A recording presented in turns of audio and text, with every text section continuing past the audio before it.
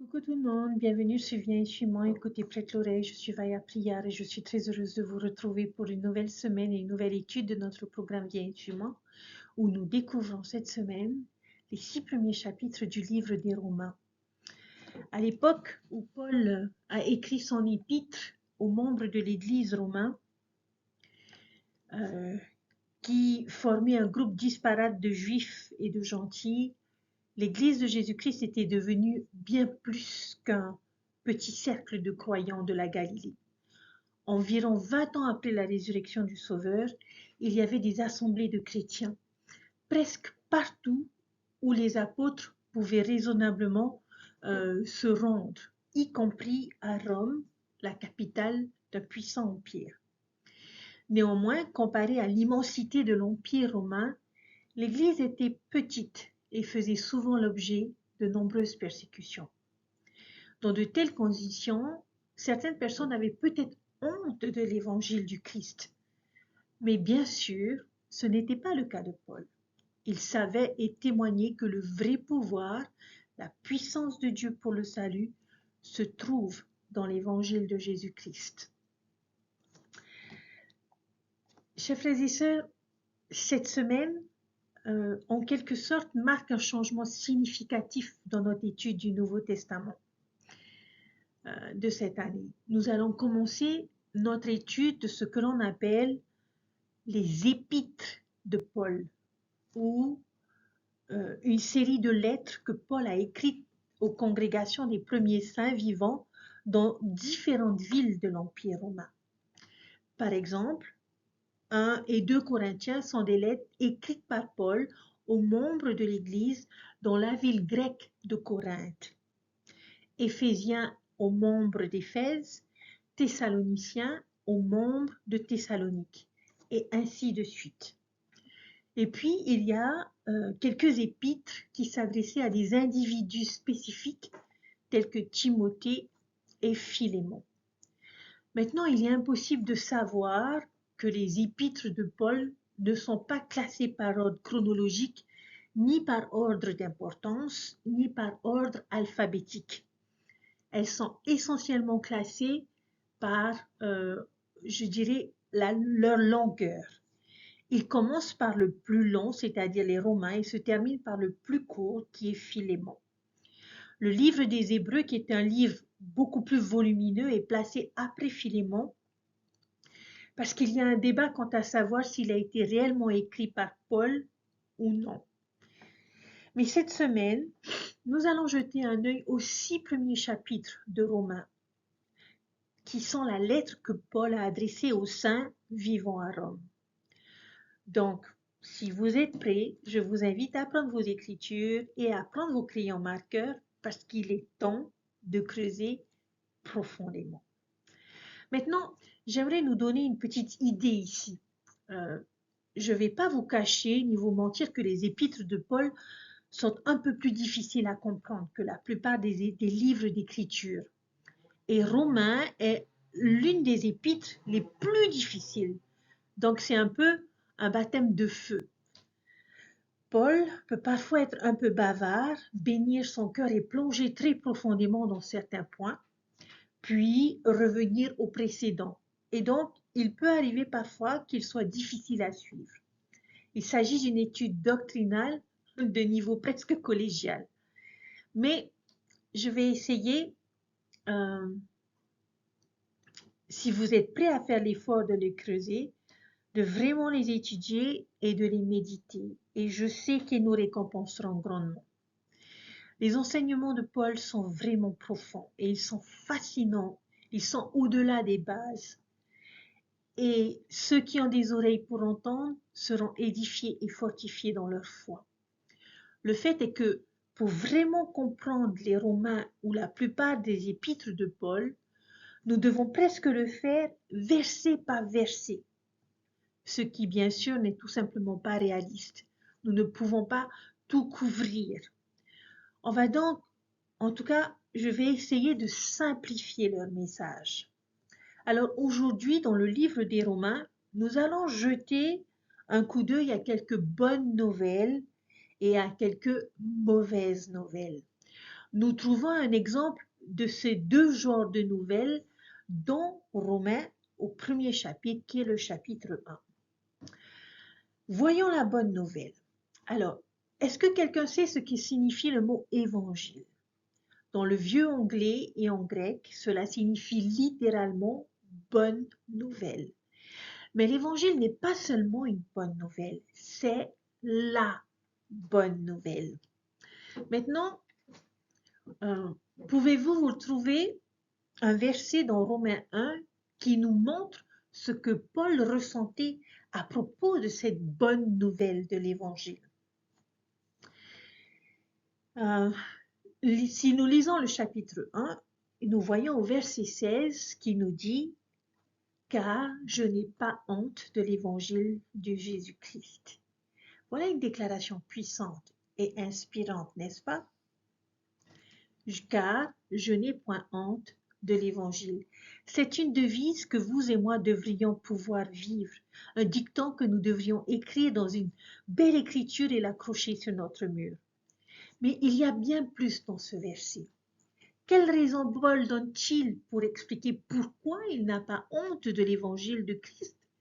C'est parce que, regardez la suite, c'est la puissance de Dieu pour le salut du juif d'abord et aussi du grec, ce qui est juste une autre façon de dire pour tout le monde, juif et gentil. Et une question de plus pour approfondir notre compréhension de ce verset est de nous demander comment est-ce que cela nous aide-t-il à ne pas avoir honte de l'évangile. Une partie de la raison pour laquelle Paul n'avait pas honte de l'évangile du Christ était parce qu'il savait que cet évangile apporterait le salut, la compréhension et la lumière dans la vie des personnes, tout comme cela a été le cas pour lui. Alors pourquoi hésiterait-il ou pourquoi aurait-il honte de partager cet évangile avec les autres? L'on n'aurait pas honte d'offrir les premiers soins à quelqu'un qui a été blessé. Nous n'aurions pas honte de donner à manger à quelqu'un qui a faim. Nous n'aurions pas honte d'avertir quelqu'un d'un danger imminent. Et nous n'aurions pas honte d'annoncer à quelqu'un une bonne nouvelle, n'est-ce pas? De même, il n'y a pas besoin d'avoir honte de vivre ou de partager l'évangile parce que c'est la puissance de Dieu pour le salut. Dans le livre de Mormon, le capitaine Moroni l'a compris lorsqu'il a écrit ses croyances et les a agitées sur un drapeau, sur un tissu pour que tout le monde puisse le voir. Il n'avait pas honte. Esther l'a compris lorsqu'elle a décidé de risquer sa vie en s'approchant du roi pour le bien de son peuple. Elle n'avait pas honte. Partout dans le monde, des missionnaires s'approchent des personnes, frappent aux portes et partagent l'évangile avec tous ceux qui les écoutent. Ils n'ont pas honte. Jésus l'a compris lorsqu'il nous a demandé d'être la lumière du monde et de ne pas mettre notre chandelier sous le boisseau ou de cacher notre lumière aux autres. Il nous a demandé de ne pas avoir honte, tout comme il n'a jamais eu honte de défendre la vérité et d'inviter tout le monde à venir à lui. Alors, chers frères et sœurs, la grande vérité de ce verset 16 du chapitre 1 est que lorsque nous comprenons la puissance et la bonté et le salut de l'Évangile, cela devrait nous donner le courage de le vivre nous-mêmes et de le partager avec les autres. Il y a une histoire du prophète Joseph S. Smith qui est rentré chez lui après sa mission à Hawaï. Et j'aime beaucoup cette histoire qui illustre ce principe. Peut-être que vous la connaissez. Il campe avec un groupe d'autres missionnaires lorsqu'une foule armée entre dans le camp en menaçant de tuer quiconque était mormon. Tous les hommes se sont dispersés, à l'exception de Joseph F. Smith qui a tenu bon. L'un des agresseurs s'est approché de lui, a pointé une arme sur son visage et a demandé « Êtes-vous mormon ?» Est-ce que vous pouvez imaginer cette scène pendant une minute? Quelqu'un menace de vous tirer dessus, de vous assassiner de sang-froid parce que vous êtes membre de l'Église. et vous regardez littéralement le canon d'une arme à feu pointé sur vous.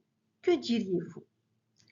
Le prophète Joseph a répondu avec un grand sourire et il s'est exclamé, « Oui, teint dans la laine, vrai bleu de part en part. » Ce qui était une façon occidentale de dire, « Oui, je suis mormon et fier de l'être. » Ce à quoi le gangster a répondu en posant lentement son arme et en lui disant, « Eh bien, tu n'es pas l'homme le plus agréable que j'ai jamais rencontré.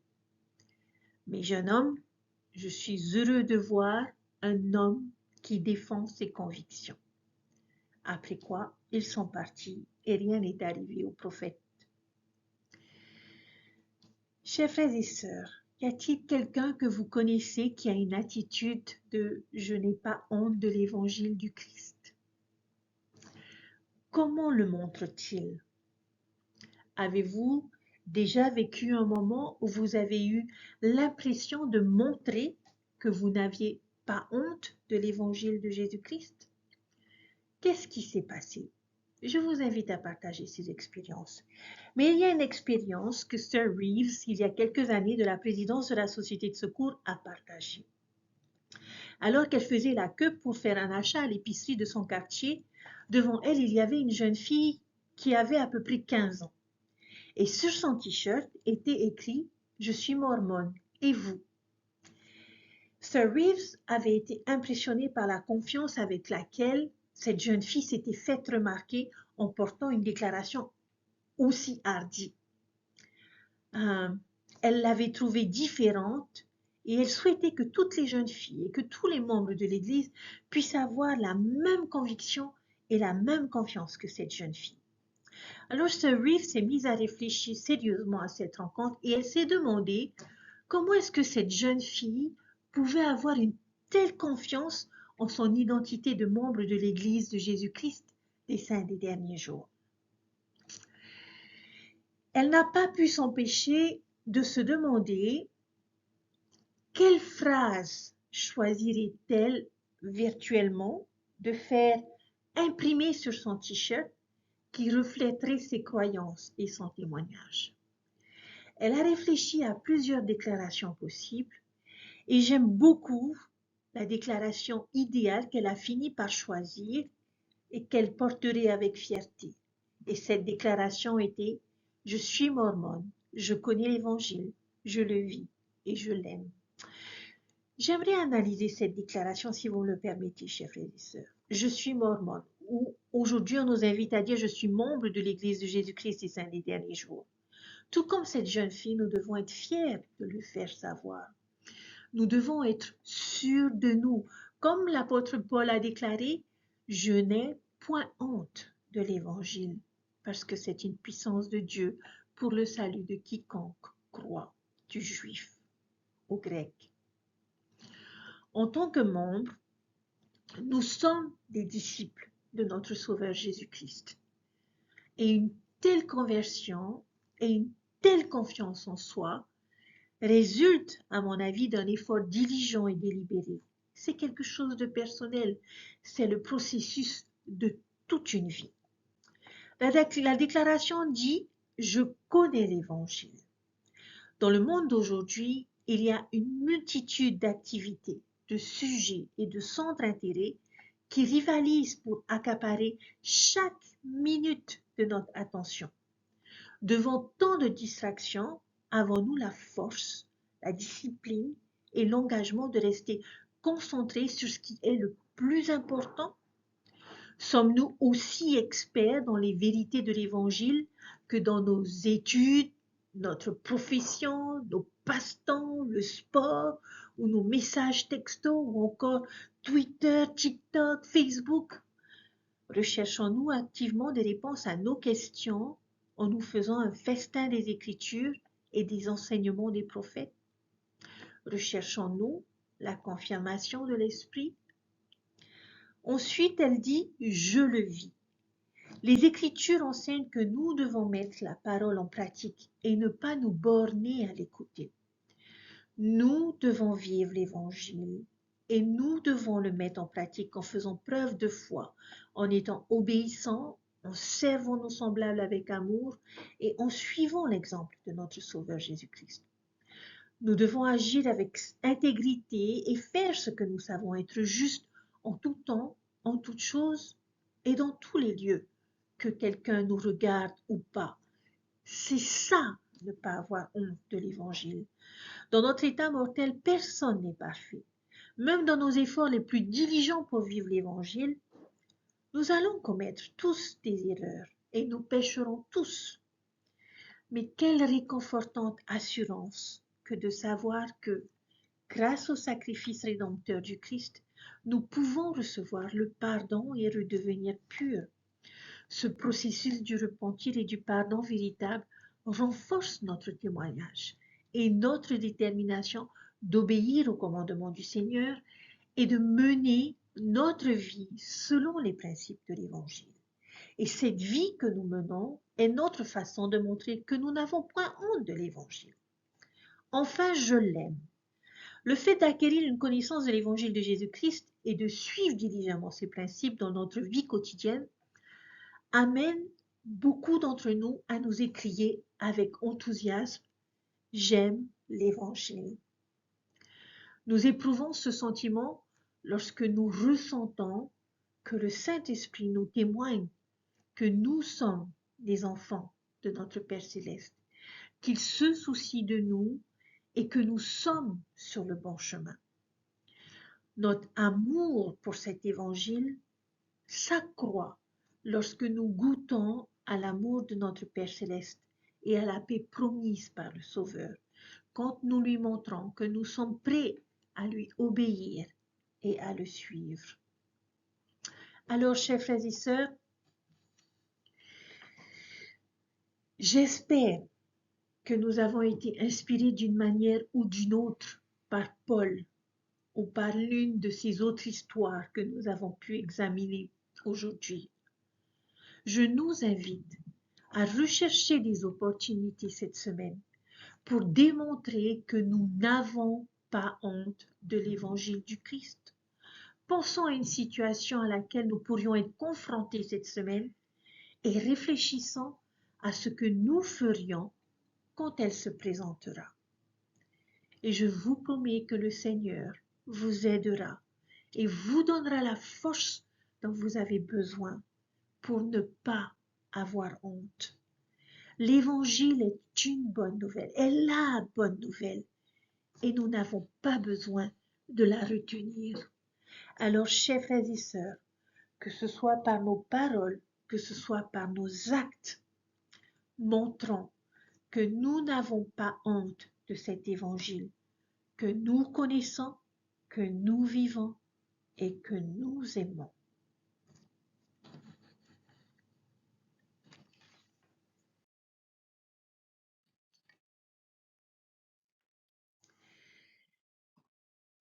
Qui dit bonne nouvelle, dit mauvaise nouvelle. Il y a également des mauvaises nouvelles que nous découvrons dans ce premier chapitre. Et ces mauvaises nouvelles se trouvent dans les versets 18 à 32.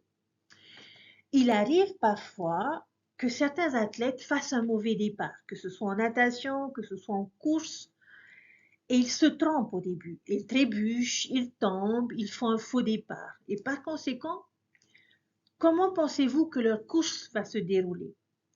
Seront-ils susceptibles ou moins susceptibles d'avoir une bonne finition de leur course? Cela est bien peu probable. Si vous avez un mauvais départ, vous pouvez généralement vous attendre à une mauvaise fin. Joseph Smith a fait allusion à ce principe lorsqu'il a dit « Si nous commençons du bon pied, il est facile d'aller bien tout le temps. Mais si nous commençons mal, nous pouvons nous tromper et il sera difficile de bien faire. »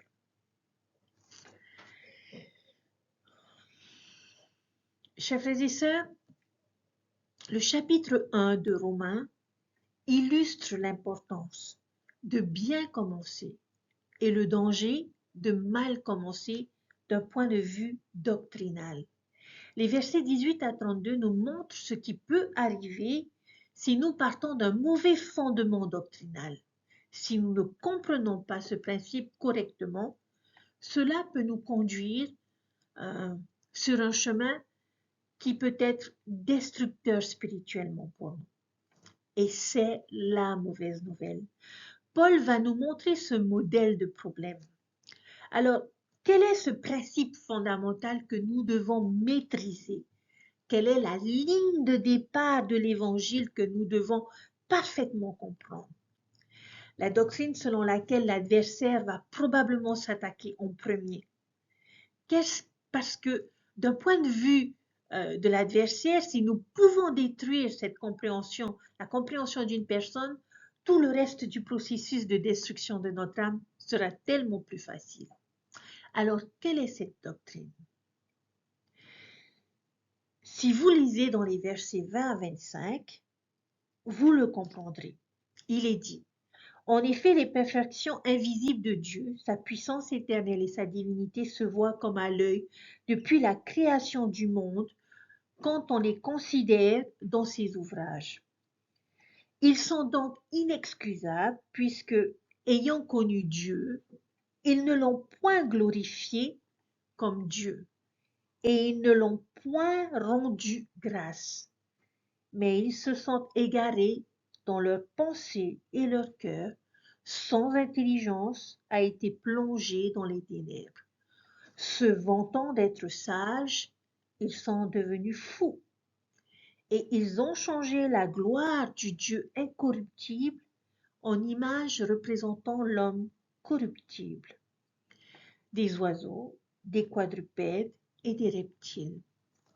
C'est pourquoi Dieu les a livrés à l'impureté selon les convoitises de leur cœur, en sorte qu'ils déshonorent eux-mêmes leur propre corps. Eux qui ont changé la vérité de Dieu en mensonge et qui ont adoré et servi la créature au lieu du Créateur, qui est béni éternellement. Amen. Quelle est cette doctrine, chers frères et sœurs? C'est la doctrine de la divinité, une compréhension de Dieu, de sa nature et de son caractère. C'est le principe de la ligne de départ que nous devons maîtriser. Si nous nous trompons, nous nous mettons en territoire spirituellement dangereux. Cela ne devrait donc pas nous surprendre que Joseph Smith, le prophète, ait dit un jour que c'était le premier principe de l'Évangile, de connaître avec certitude le caractère de Dieu et de savoir que nous pouvons converser avec lui comme un homme converse avec un autre. Alors, chers frères et sœurs, le prophète connaissait l'importance de cette doctrine fondamentale comme l'apôtre Paul. Mais qu'a fait l'homme sous l'influence de l'adversaire? Le verset 20 nous dit, il ne voit pas Dieu dans les choses qui sont faites. Toutes ces créations qui nous entourent, beaucoup rejettent le témoignage de sa création, même s'ils sont clairement vus. Le verset 21 nous dit qu'ils ne le glorifient pas comme Dieu et ne lui sont pas reconnaissants. Alors, qu'est-ce que ces personnes font? Verset 23, ils changent sa gloire en quelque chose d'autre, quelque chose de corruptible. Alors, plutôt que de reconnaître que Dieu nous a fait à son image, en corps et en esprit, ils inversent cela et décident de le créer à leur image. Ils se tournent vers l'idolâtrie, les dieux qu'ils créent. Au verset 25, ils changent la vérité de Dieu en mensonge. Quels sont certains de ces mensonges racontés sur le caractère de Dieu à travers les âges qui ont conduit les personnes sur le mauvais chemin? Eh bien, un premier mensonge, c'est celui selon lequel nous pouvons créer notre propre Dieu à partir de bois ou de pierre ou d'images. C'est une tactique particulièrement efficace de l'adversaire à l'époque de l'Ancien Testament. Pourquoi était-ce un problème? Si nous créons notre propre Dieu, nous créons également les règles qui régissent son culte. Ce qui nous amène, comme il est dit au verset 25, à adorer la créature plus que le Créateur. C'est drôle comme l'idolâtrie semblait toujours se résumer à céder aux convoitises de l'homme naturel. Ou bien ils créent en un Dieu impitoyable, vengeur, colérique, auquel nous devons plaire, ou sinon il nous enverra en enfer pour souffrir pour l'éternité. Ou nous avons l'autre extrême, où ils ont créé ce Dieu extrêmement miséricordieux, où tout ce que nous avons à faire est de professer un engagement envers lui avec nos lèvres, et alors nous sommes sauvés, quoi que nous fassions d'autre. C'est aussi un Dieu absent qui a simplement créé le monde, qui l'a fait tourner et qui ignore maintenant tous ses habitants et ce qui se passe sur terre. Ou bien on le considère comme un Dieu qui n'a élu que certaines personnes au salut et d'autres à la damnation, et nous ne pouvons rien y faire. Un autre mensonge est qu'il n'y a pas de Dieu du tout, que Dieu est simplement une construction de l'esprit humain. Pensez-y. Quelle a été l'une des premières doctrines à entrer dans la grande apostasie? La vraie nature de Dieu, n'est-ce pas? Nous voyons cela dans certaines des croyances et des déclarations qui sortent de l'Église chrétienne primitive. Par conséquent, quelle a été la première doctrine restaurée lors du rétablissement? La divinité. Alors que Joseph regardait vers le ciel dans le bosquet sacré, qu'a-t-il appris sur la doctrine de la divinité? Il a appris que le Père et le Fils sont des êtres séparés, qu'ils ont des corps de chair et d'os. Le premier mot parlé de la restauration est Joseph. Dans cette seule parole est restaurée la doctrine selon laquelle Dieu nous connaît et se soucie de nous et qu'il répond à nos prières. Tant de doctrines sur la nature de Dieu sont restaurées dans ce seul événement. Maintenant, je ne pense pas que cela importe à Satan de savoir quel malentendu nous avons, aussi longtemps que nous le comprenons mal.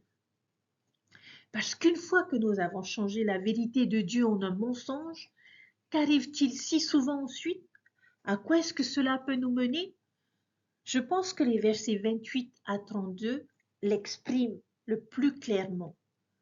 Verset 28, on nous dit « Comme ils ne se sont pas souciés de connaître Dieu, Dieu les a livrés à leur sens réprouvé pour commettre des choses indignes, étant remplis de toute espèce d'injustice, de méchanceté, de cupidité, de malice, plein d'envie, de meurtre, de querelle, de ruse, de malignité, rapporteurs, médisants, impies arrogants, hautains, fanfarons, ingénieux au mal, rebelles à leurs parents, dépourvus d'intelligence, de loyauté, d'affection naturelle, de miséricorde.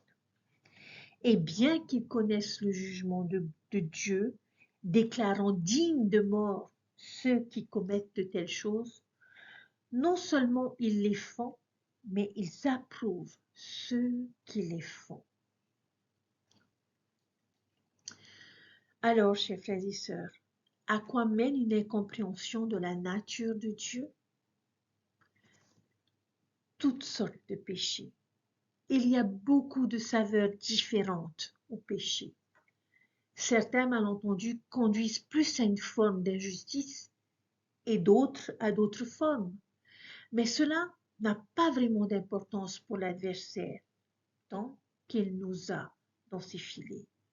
Alors que certains mènent à l'immoralité, d'autres mènent à l'orgueil, à l'intolérance et à la haine. Ces malentendus peuvent grandement affecter notre perception de la moralité, notre concept du bien et du mal. Et je crois qu'il y a beaucoup de preuves que cela se produit dans notre monde aujourd'hui. Il y a une grande confusion sur la morale. Les frontières entre le bien et le mal s'estompent. Tout est relatif. Ce qui est vulgaire, grossier, violent, immoral est commun et même célébré. Nous en voyons la preuve dans nos films, notre musique, nos divertissements, notre langage, nos vêtements et nos opinions sur le sexe, le mariage ou la famille. Je crois que tous ces problèmes proviennent fondamentalement de ne pas avoir une perception claire de la nature de Dieu.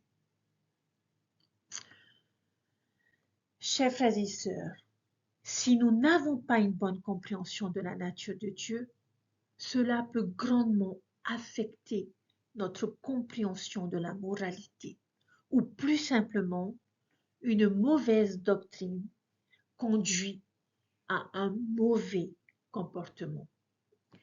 Quelle est donc la solution à ce problème? Pour moi, la clé se trouve dans le verset 21.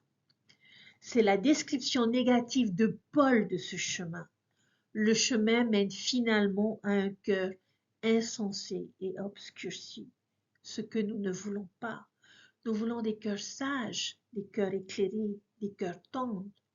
Nous avons donc juste besoin de faire le contraire de ce qu'ils font dans ce verset. Alors, pouvons-nous comprendre quelles pourraient être ces étapes? Eh bien, tout d'abord, nous avons besoin de connaître Dieu. Cherchons à connaître ses véritables attributs et son caractère. Cherchons-le dans les Écritures et les paroles des prophètes et dans la prière. Nous avons besoin de glorifier Dieu. Adorons-le dans notre prière, dans nos réunions d'église, dans les ordonnances et les alliances et dans notre témoignage. Nous devons remercier Dieu, reconnaître sa main dans notre vie, compter les bénédictions et montrer de la gratitude pour tout ce qu'il nous a donné, nous donne et nous donnera. Et enfin, nous avons besoin d'être humbles devant lui, plutôt que vains, reconnaissant que les voies de Dieu ne sont pas nos voies, que sa sagesse est plus grande que la nôtre, et faisons-lui confiance pour faire ce qu'il nous demande. Alors, chers frères et sœurs, dès maintenant, luttons contre Satan, déjouons son plan diabolique en prenant part à ses solutions. Quelqu'un serait-il prêt à nous aider, à nous protéger de l'adversaire en faisant l'une de ces choses?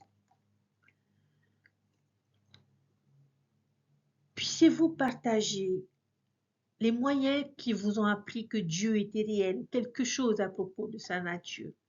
Glorifiez Dieu en rendant témoignage de lui. Et petite parenthèse, j'espère que vous avez témoigné avec puissance aujourd'hui. Remerciez Dieu pour quelque chose qu'il vous a donné, fait pour vous. Dites-nous ce que vous avez fait pour rester humble devant lui et partagez-le avec tous ceux qui sont autour de vous. J'espère que nous ne tomberons pas dans ce piège, n'est-ce pas? En tant que membres de l'Église rétablie de Jésus-Christ, nous avons été bénis avec une compréhension profonde et doctrinalement solide de la vraie nature de la divinité, ce qui nous aide à rester fermes sur le chemin de la droiture et de la moralité. Parce que nous partons de la perception principale correcte, et si nous commençons bien, nous avons beaucoup plus de chances de bien finir. Donc, notre travail consiste maintenant à maintenir, approfondir cette compréhension et à ne pas être trompé par les opinions et les pressions du monde. Ne pas changer la vérité de Dieu en mensonge et commencer à adorer la créature plutôt que le Créateur. Une bonne doctrine, chers frères et sœurs, conduit à un bon comportement. Le prophète Joseph Smith a enseigné que le premier principe de l'Évangile était de connaître avec certitude la personnalité de Dieu. Je souhaiterais que nous le connaissions tous et que nous le connaissions bien. Nous devons avoir une idée correcte de ses perfections et de ses attributs, de l'admiration pour l'excellence de sa personnalité. La première expression de notre déclaration de foi est « Nous croyons en Dieu, le Père éternel ». C'est ce que Jésus a fait au plus haut point. Même lorsqu'il énonçait son rôle unique dans le plan divin, le Sauveur a insisté néanmoins sur ce préambule sous forme de prière où il a dit: Or, la vie éternelle, c'est qu'ils te connaissent, toi, le seul vrai Dieu. Jésus est venu moins pour améliorer l'image que Dieu a des hommes que pour améliorer la vision que les hommes ont de Dieu et pour les supplier d'aimer leur Père céleste comme il les a toujours aimés et les aimera toujours. Ils ont eu l'occasion de comprendre le plan de Dieu, la puissance de Dieu, la sainteté de Dieu et même la colère et le jugement de Dieu. Mais l'amour de Dieu, l'insondable profondeur de son dévouement à ses enfants, ils ne l'ont pas connu pleinement avant la venue du Sauveur.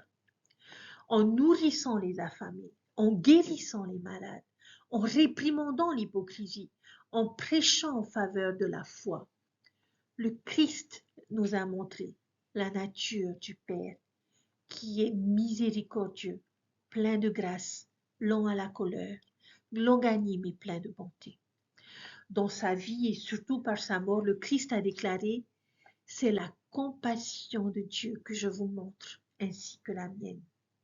Dans la manifestation de la sollicitude du Père parfait par son Fils parfait, dans leur souffrance mutuelle et leur chagrin commun pour nos péchés et nos douleurs, nous voyons le sens suprême de la déclaration suivante. Car Dieu a tant aimé le monde qu'il a donné son Fils unique afin que quiconque croit en lui ne périsse point, mais qu'il ait la vie éternelle. Dieu, en effet, n'a pas envoyé son Fils dans le monde pour qu'il juge le monde, mais pour que le monde soit sauvé par lui. Chers frères et sœurs, je rends personnellement témoignage aujourd'hui que Dieu est un personnage distinct, vivant, qui connaît notre nom, entend nos prières et y répond, et nous chérit éternellement comme ses enfants d'esprit. Je témoigne qu'au milieu des tâches merveilleusement complexes de l'univers, il recherche notre bonheur et notre sécurité avant toutes ces autres préoccupations divines. Nous avons été créés à son image et à sa ressemblance. Et Jésus de Nazareth, son Fils unique dans la chair, est venu ici-bas et est la parfaite manifestation terrestre de sa grandeur. Outre le témoignage des anciens, nous avons également le miracle moderne de Palmyra, l'apparition de Dieu le Père et de son Fils bien-aimé, le Sauveur du monde, au jeune prophète Joseph Smith. Je témoigne de cette apparition et je reprends les paroles du prophète pour dire moi aussi, notre Père céleste est plus libéral dans ses vues et plus illimité dans sa miséricorde et ses bénédictions que nous ne sommes disposés à le croire ou à l'apprendre.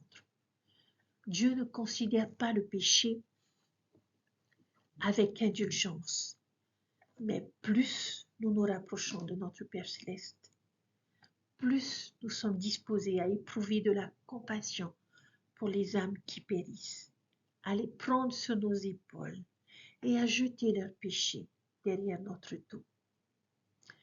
Je témoigne que Dieu est de cette nature et dans et je dis comme a dit nos prophètes et apôtres, cet amour consiste non point à ce que nous avons aimé Dieu, mais en ce qu'il nous a ainsi aimés et a envoyé son Fils comme victime expiatoire pour nos péchés.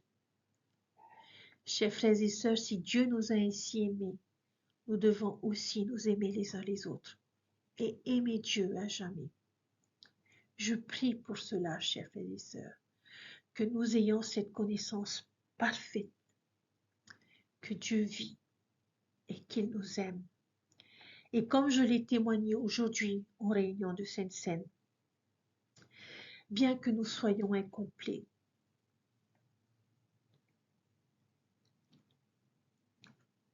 il nous aimera complètement. Bien que nous soyons imparfaits, il nous aimera parfaitement. Bien que nous soyons déboussolés et perdus, il nous enveloppera de son amour parfait.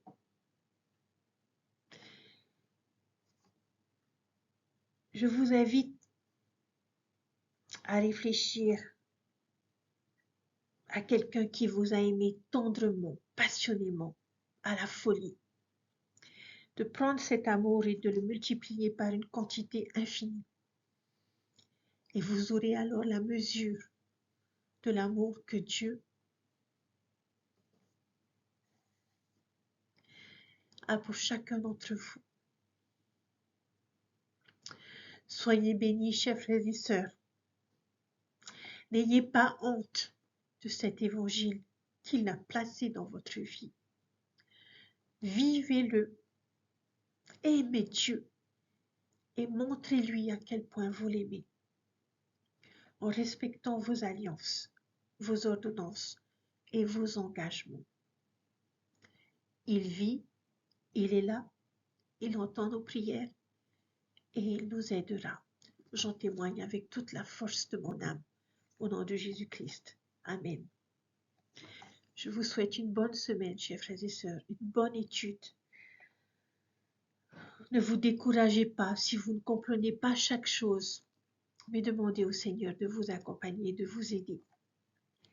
Et puis si vous trouvez les enseignements que vous avez besoin cette semaine et que votre témoignage de notre Sauveur Jésus-Christ et de notre Père Céleste soit fortifié, c'est mon vœu pour chacun d'entre vous.